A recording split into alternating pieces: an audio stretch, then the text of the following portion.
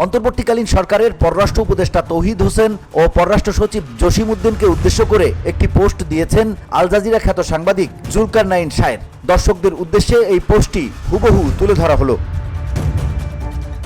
আপনাদের দুইজনের কাজটা কি? যেই পদে আছেন কখনো নিজের সেরা স্বপ্নেও সম্ভবত এখানে আসার খোয়াব দেখেন নাই। আপনারা দেশের সরকার প্রধান এবং সেনাবাহিনী প্রধান নিয়ে 5 আগস্টের পর থেকে এমন হাজারটা মিথ্যা সংবাদ পরিবেশন করেছে ভারতীয় মিডিয়া। আপনারা দুজনে কি করেছেন? আমার মুখের ভাষা আরো খারাপ হবে, কারণ আপনারা দুইজন কোন দিক দিয়েই কোন রকমের সফলতা অর্জন করতে পারেন নাই।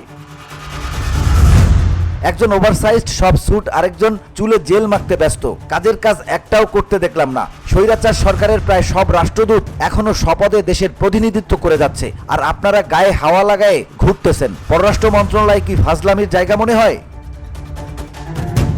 যত দ্রুত সম্ভব ভারতীয় হাইকমিশনার আর তার প্রতিরক্ষা উপদেষ্টারে আপনাদের দপ্তরে ডাকান। ডাকানোর পরে 1 ঘন্টা বসায় রাখেন। তারপরে রুমে ঢুকায়ে বসতে না দিয়ে জিজ্ঞাসা করেন এই সব বদমাইশি কবে বন্ধ করবে।